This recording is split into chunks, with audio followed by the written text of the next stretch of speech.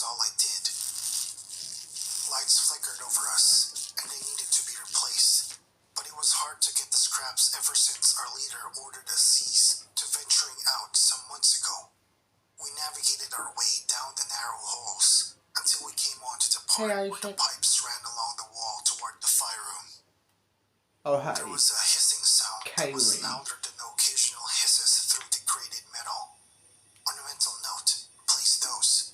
Warnick raised her flashlight over the collection of pipes.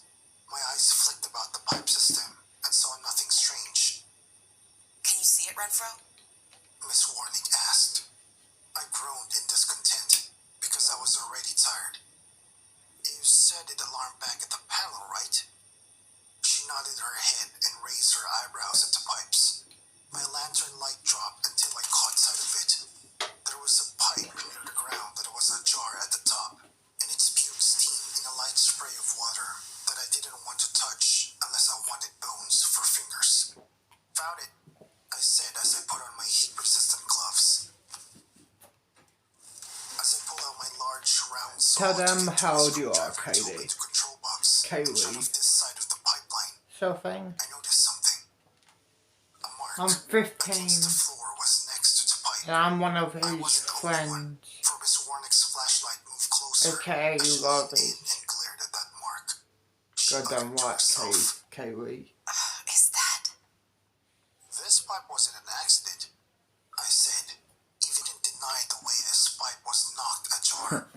Something moved it. Love Her you, flashlight Kaylee, moved, baby. and at the edge of the light, a Love you, shadow too, retracted. baby. My lips parted, but I uttered no words. Miss Warnick turned with a whip of her head. Her eyes pierced the ground, with crackling thuds sent a chill up our spines. We were the only two people out here. We weren't moving, and as far as the rules, everybody should be asleep in their quarters. Where was that sound coming from? Miss Warnick's free hand grabbed the pistol on her hip. My eyes moved around as I lifted my lantern. The light moved across the wall, and I saw the inner pipes that sat within the wall. The long, decrepit arm of a mutant. The wires that curved along those pipes. The fasteners that tacked those wires to the... Hold on. My breath hitched as my shivering fingers fiddled with the cold metal handle of my lantern. I moved the lantern light back, and I saw no arm. Okay, I definitely needed some sleep, because I was imagining things. Miss Warnick grabbed my collar as the same arm flew at the back of my head. The loud bangs of that pistol emptied into that yellow-eyed mutant, a tiger-toothed monstrosity that was once human, but was now driving forward for our heads in its dirty rags. It dropped down and rushed at us. Warnick pushed me behind her. My lantern dropped and cracked into the ground as I wobbled back in surprise. The mutant growled, and as it spun its arms in a powerful swing, knocking the gun and flashlight from Warnick's hands. Crap! She cried out as she got pushed back and dropped on my legs. Ah, God damn it! I bellowed. The mutant stepped in the slow reveal of my lantern light. We needed to get out of here now. But what could we do when we didn't even have any weapons to fight with? One idea came to mind, but it was a hot one. I grabbed the saw and rolled my elbow into the pipe. That sent a full blast of steam into the saw and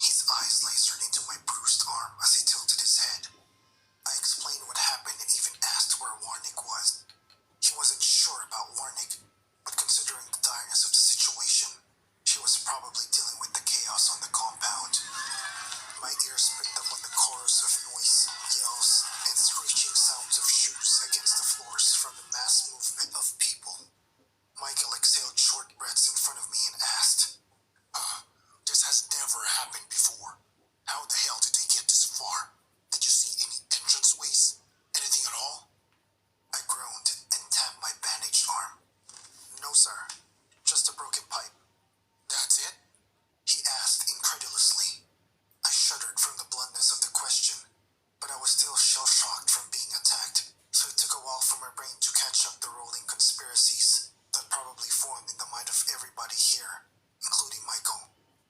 A mutant entered our compound. That had never happened in years, and that was never supposed to happen. I saw it in Michael's eyes, the same terror that was traveling through the compound and raising the voices of everyone within to frightening levels. We all knew that if a mutant entered the compound, we were going to die like the rest of the human race that got crushed under the monstrous hunger and rage. Even the nurse rushed out of the room and was heard down the hall, inquiring from the other nurses any news on what was happening. What could I say to him? That was all I saw. I shook my head. I don't know, sir. I just... Renfro, don't break on me right now.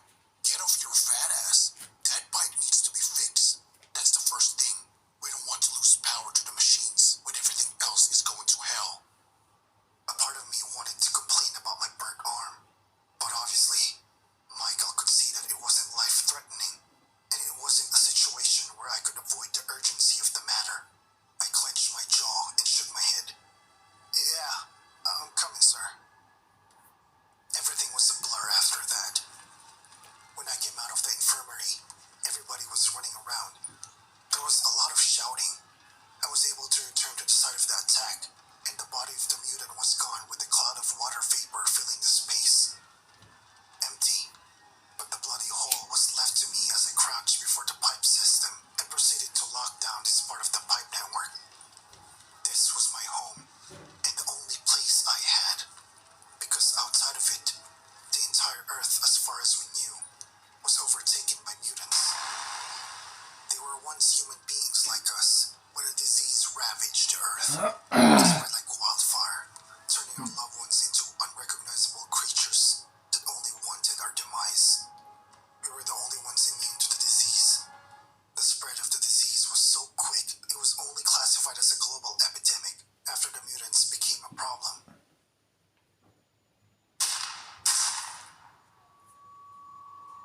Two loud blasts froze me. I looked around and confirmed I was alone. A series of gunfire rang out, and it sent a destabilizing chill through me. What was going on? My breath became short as my eyes flicked around, anxious of what my cracked lantern could not reveal.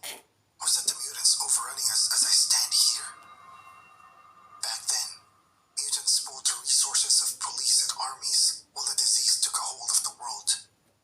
People died in an immense wave of devastation as countries fell apart, from the health services trying to support the rising deaths of people on both fronts to the undermanned government losing its wit in the madness. The mutants became such a threat that they were bombed, but it barely sufficed. They would not be defeated. It was like they were cockroaches. I worked my way to the auditorium floor. If there was any news, it was going to be there where Mr. May would announce anything to the residents. It was utter chaos. So many people were running around. Children were crying as their mothers tried to calm them. Fathers were lifting boxes and luggage with the urgency of ER doctors. I saw Michael talking to Miss Warnick and some other guards under a large floodlight hanging off the bar house. Miss Warnick turned to me as I walked up to them and pulled my bag tighter to my back.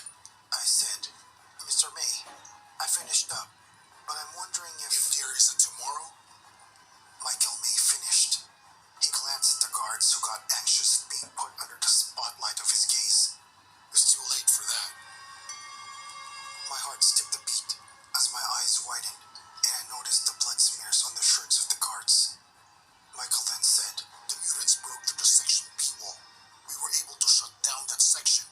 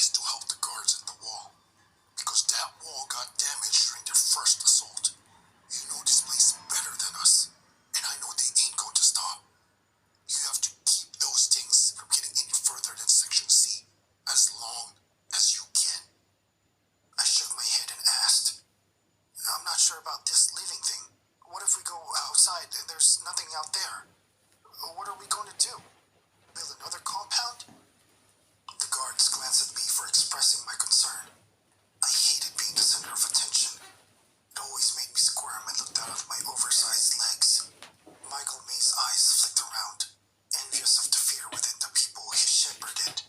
I fidgeted when he glared through me. We'll figure it out when we get there, but we can't stay here.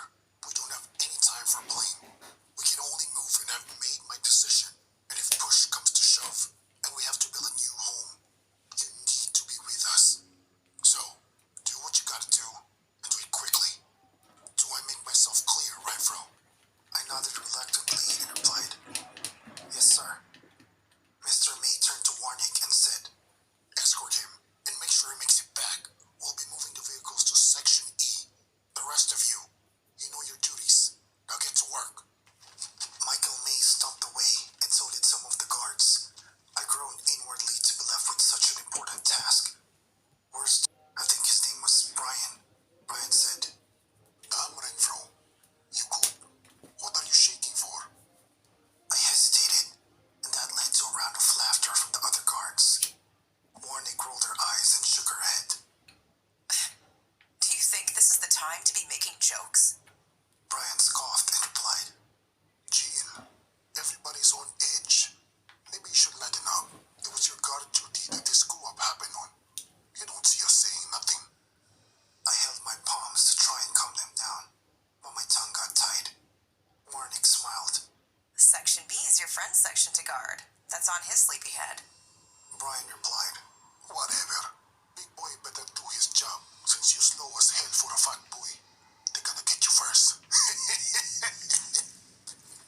He laughed and smacked my stomach as he walked around me.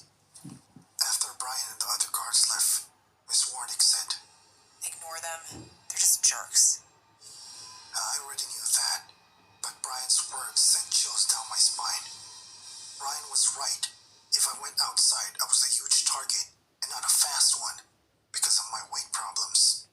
I really didn't like this, but we had to leave. Section C was the last bastion. I wasn't sure how much food they were going to take, and though our food stores were relatively plentiful, I could calculate it wasn't going to be more than several months of use, or more than a year, if Mr. May was strict enough. Some of the grain hadn't matured, but some could be saved.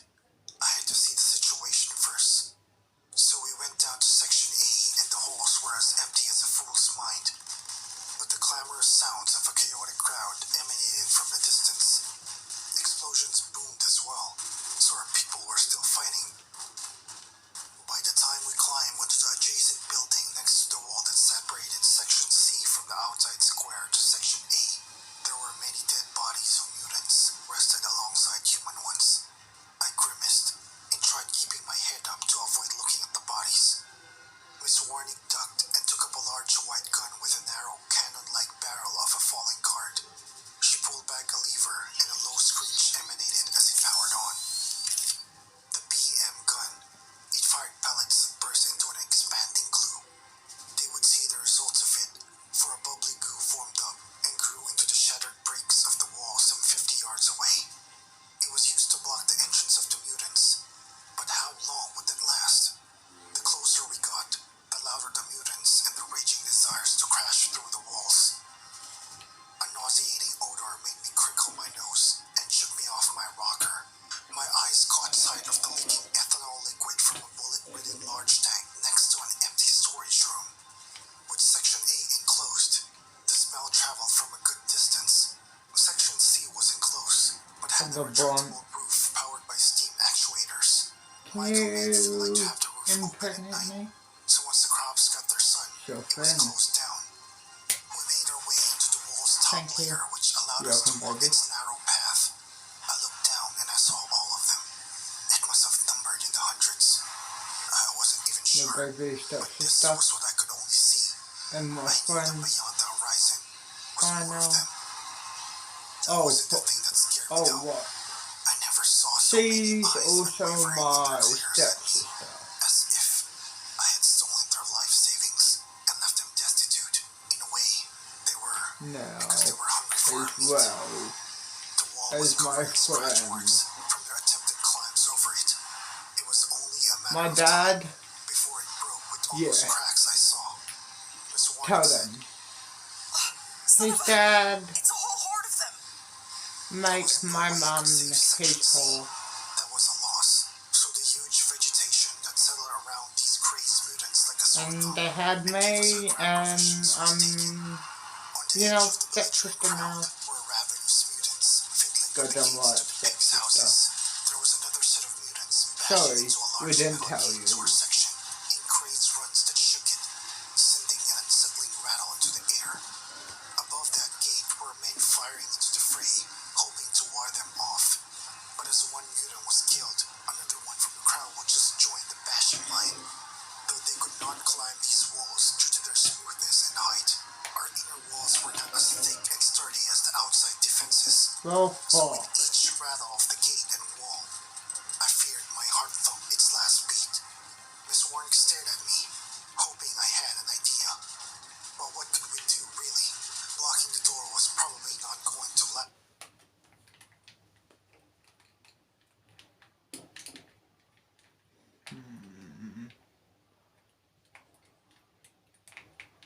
I wonder.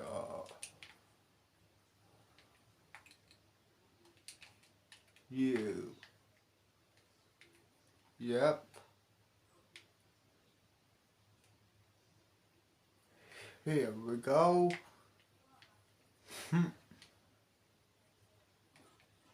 Goodbye, buddy.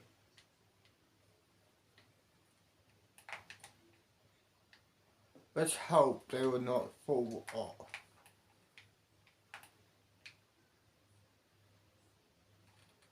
They do. Oh well. Nothing I can do, yo.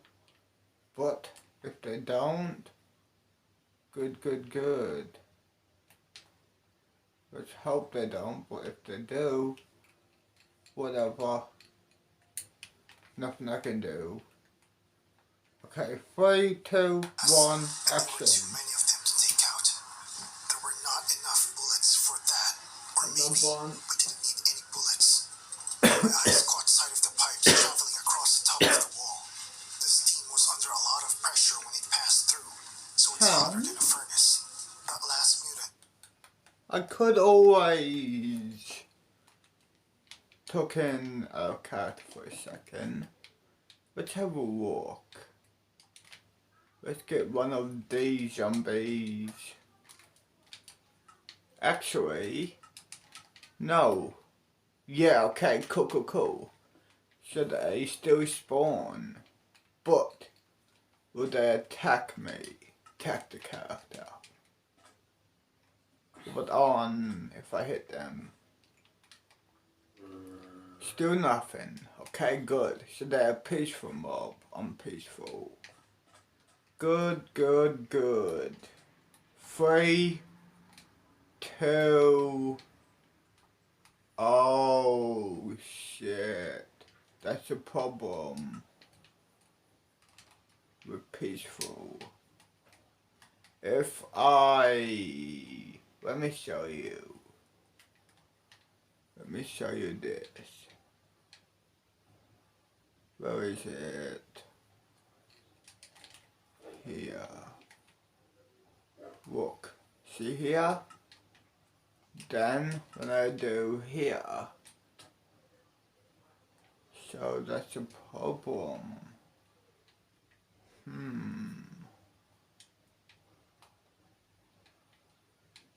Or should I Yeah. Reset, fuck it. Okay. Go over here. Here. Shit. My mistake.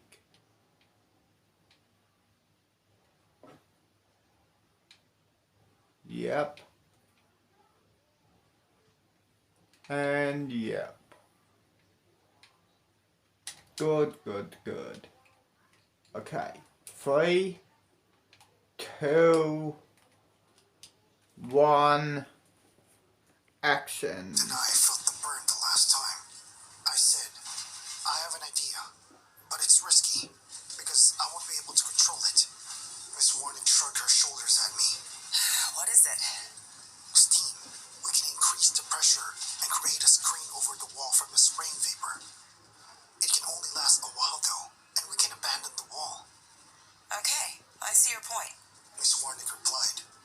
It will weaken the foundation, Besides, this wall can hold anyway. We don't have the manpower when you burn the crops to the ground. I replied back. Burn the place down? That's when Warnick gave me that crazy look I was fearing. I scratched my forehead and said, "No, just this area. I was thinking it didn't make any sense if we tried to defend the wall. I say, we turn this into a trap. Even if we lose the wall, they're going to struggle to get through because of the wildfire. Especially if you lock down the corridor to Section A. When we go back, they're going to get killed by carbon monoxide. They used to be us, so I'm willing to place a bet it affects them just like it affected us." Miss Warnick's facial expression softened as the idea began to crystallize in her mind. I added, If you "Or it might don't, blow up. if they don't, Either way, it let helps. them. You're I suppose." fucked. Okay, your call. Let's do it. Miss Warnick said. I pointed at the men behind her and said, "Tell them to get off the wall, and you can sort them out. Burn the forest, fire holes in the pipe, and let the steam press out. I'll deal with the technical stuff." Got it. Miss Warnick replied before running off. Luke, get me the napalm. I ran to the closest control box and set the controls to increase the pressure as my lungs collapsed from all that moving around. At this rate, my lungs will lose out long before these mutants. By the time I came back around, I was sweating up a storm. Low whistling screeches drew my attention to the burst of missiles flying into the crowd of mutants behind the wall. Blasts of red glowed behind the wall as the cries became deafening. The guards were doing a good job setting the crops ablaze. I jogged my tired self to the wall, and my eardrums were crushed by the all-consuming sound of their pain. At the top of the landing, I saw a rising cloud of steam pushing into the hordes of mutants into the glowing flames, crawling toward their backs in a caustic desire to feed on their flesh. Renfro! I huffed out a choke reply to Miss Warnick's shout. She stepped through an aura of steam and authority and grabbed my shoulder. Let's go, Renfro. The guards ran into the square, while I hobbled into it, terrified of the frequent bashing of the gate and louder cries. It's done? She asked. I nodded my head and gestured at the wall. They're louder. They're not enjoying their bath. I snickered and quickly suffocated that. Damn, I was tired, but I hid it and said, "Yeah, that should make them leave the walls for a bit." As soon as I said that, the wall caved in as the roars of the mutants raced over our beating hearts and consumed the air without mercy. Oh shit, they're coming! You guys retreat to the square. I'll need to block this up again. Miss Warnick said as she lifted the BM gun. There was no way she was going to be able to block a hole that big. "No, you will get overrun. The wall can fall. We'll plug up the connecting corridor." She looked at me with raised eyebrows, but after a brief second of indecision, she nodded her head resolutely and followed us. But after several seconds, they were running ahead of me, while I was struggling behind them in choked huffs. Come on, Renfro! Miss Warnick shouted. My feet felt so heavy as I tried to keep up with Miss Warnick and others. The corridor leading out of this square was in sight. We only got 20 feet before the deafening shatter of the wall spewed forth and peeled down sections of it into the square. The mutants rushed into the square, crying for our deaths. Damn it. My mind went wild as I tumbled forward. I bounced against the cold concrete and rolled into a fire of bruised elbows and palms. Their cries got louder as they crept ever closer to the center. I couldn't move as fear ripped through what courage remained in my heart and left my limbs rigid as stone. It's over. There was no way I was going to survive this. Renfro! Warnick called. I glanced up and my faded sight piqued Miss Warnick as she rushed to my aid. No, she couldn't be serious. Was she crazy? They would kill her. I looked back at the shadows blurring. Let's pause it. Let's go to over here, baby. Don't step over. done this. My stepsister.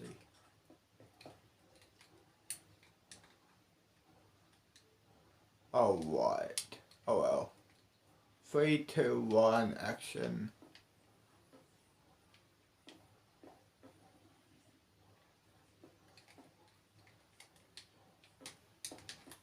As you can see, this map doesn't have water. Some areas in this universe is really bad, while some areas have water. Just like in Fallout games. You know how some, are gone, there's no water. Some cities and some cities have water. Yeah, it's like that. So, yeah. And yes, it has crafting table, of course, like in my other Apocalypse universe. So, yeah. 3, 2, 1, action. Into violent shapes that obviously desired to break me to pieces. One mutant growled as it reached out its claws. A blast of goo hits it in the face and sent it flying back. Explosions burst into the disorganized voices of mutants, and it settled my body into a white vein that ran cold. Mutants dropped left and right as the guards fired into their vanguard. I coughed when I rolled onto my knees. Carl Renfro, don't you dare give up on me now! I shuddered in shame as she slid to a stop next to me, cocking back the BM gun ready for the next unload. She grabbed my collar and tried pulling me up. I was already resigned to giving up, but if she felt my life was worth it, I couldn't make myself look like some discarded leaf. Everything hurt, including my arm, but I was able to jam my elbows into the ground and lifted myself up. Pushing into her stomach, she doubled back as she fired the gun with one hand and pulled me up with the other. My foot carried me forward, but it was like my legs were weighed down by the dead spirits that begged for me to join them. I reached into the grasp of one guard as we reached into the dark confines of the corridor. Back up! Miss Warnick shouted as she backed into us. She unloaded a new barrage of goo into an incoming wave of mutants. It formed and grew, tripping and grabbing the ankles of mutants around it. I called out breathlessly, "Seal the entrance!" Here's a blunt to cut my nose. Do you? Yeah, I still have the water. Good. Well, you know the routine. Yeah. Darkness overcame us. Only our breaths were heard in this enclosed space. Well, it's a Cries blunt now. were nothing more than distant buzzes as the walls and housing outside of the goo fell apart from their incessant rampage. That turned out well. Miss Warnick said. My hand grasped my face, and moisture transferred off it in a slimy discharge worthy of disdain. I said, "Sorry." Light burst forth from a flashlight. It flashed in my face. My hands raced to shield the light until it went down. Hey, we're alive. Sometimes I forget that was all we needed. After Warnick shot goo into the corridor to enforce the blockage, we navigated our way through the darkness back to the evacuation efforts. The blockage surprisingly held its ground, and before we knew it, we were living the only hope we knew. It was still all strange to me. My fear was slightly gone now. All that was left was a sense of longing. When many of us looked back at the compound, all we saw was a building fire that overcame half of it, losing an immense column of black smoke. Many of the residents coughed and cursed my name on their lips. I didn't care much anymore. Death was our best friend now. Who knew where we would end up, or if tomorrow we would get killed by a mob of them? They're not going to survive that. Miss Warnick said as she stared into the flames. I huffed out breathlessly. Sad to see it go, but we've beaten them this time, even in retreat.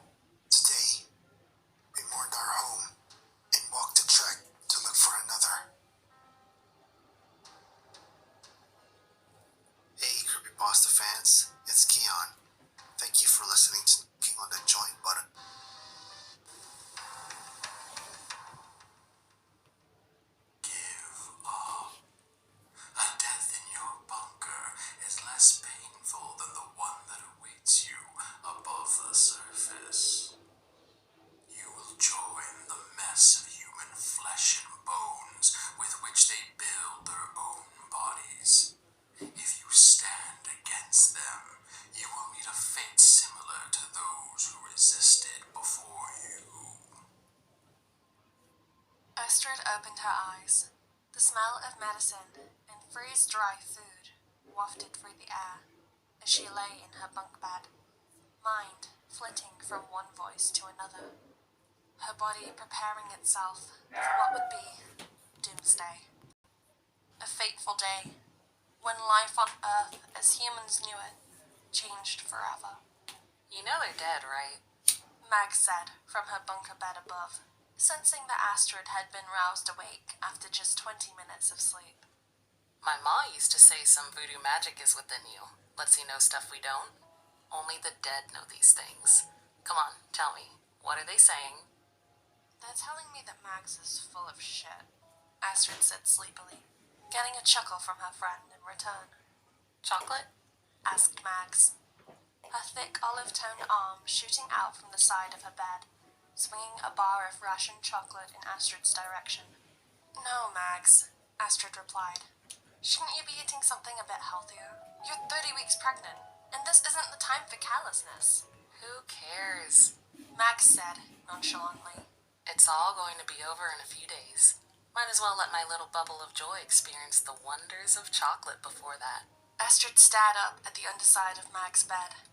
Her fellow comrade had been taken over by fever right before the world was preparing to collapse on itself, before their eyes.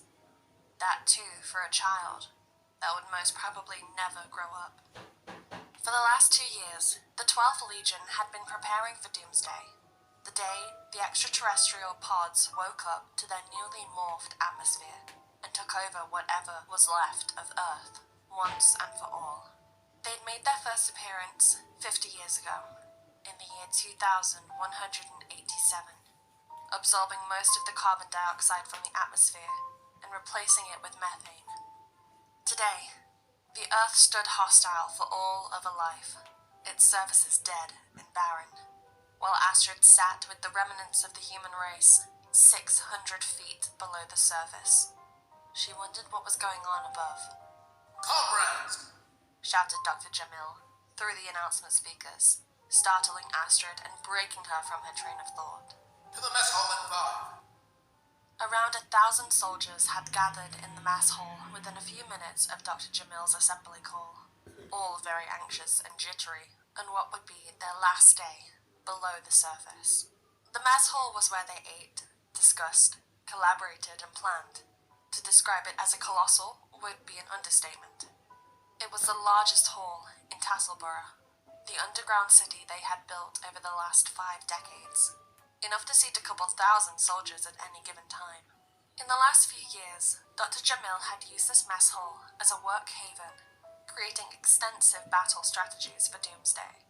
Intricate, down to the finest details, complete with numerous backup plans that covered every possibility of mishap once the soldiers were released into the hostile environment above.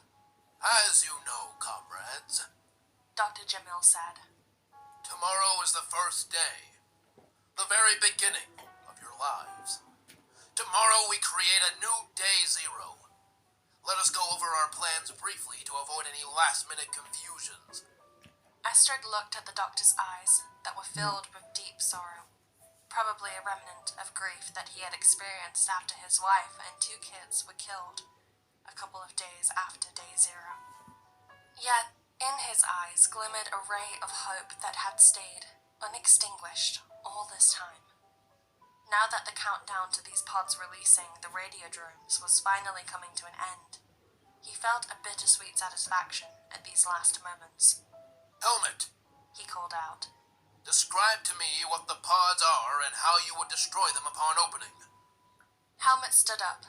The short, scrawny boy's biggest advantage was that he didn't seem like a threat.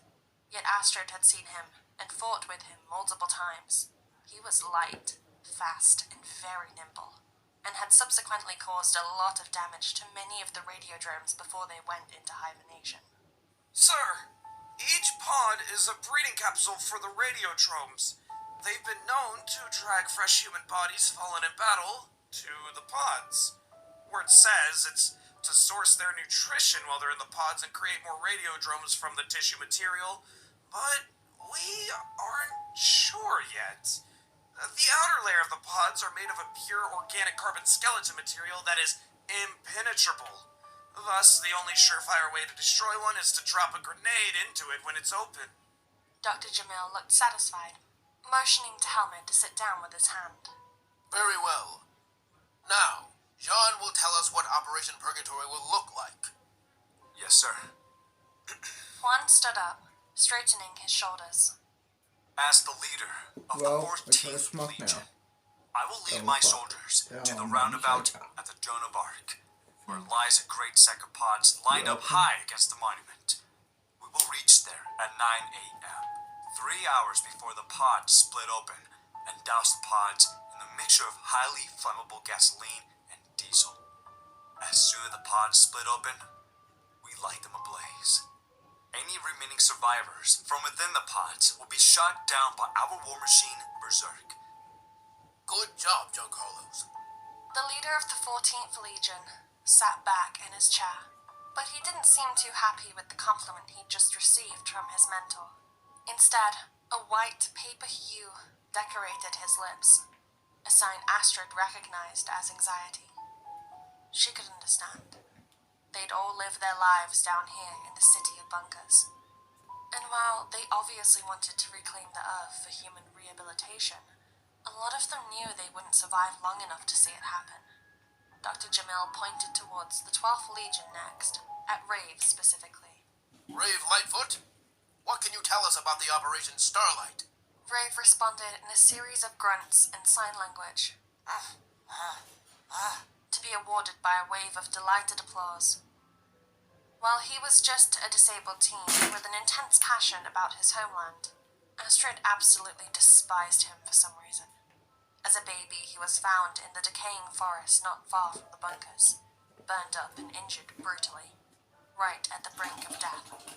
He couldn't speak, couldn't walk without leg braces, and the melted skin on his face had covered most of his left eye and ear, which the very trained medical team at Tasselborough had surgically fixed and replaced with implants. Even though he was in no shape to fight, he always insisted his fate was written this way, and although Astrid hated to admit it, he was particularly good at devising foolproof plans. Astrid didn't hate him because he was disabled. That was, in retrospect, one of the few things that she respected about him. The fact was that whenever he was nearby, the voices in Astrid's head exploded screams of agony when he was grunting directly to her. Astrid could never understand what was wrong with him or herself, but she had to just learn to avoid him, which was quite difficult to do since they were in the same legion. Young soldiers of Earth, tomorrow is a new day zero. Tomorrow, you fight for all of us. You will fight for those who are afraid for their future, for their children, for their lives.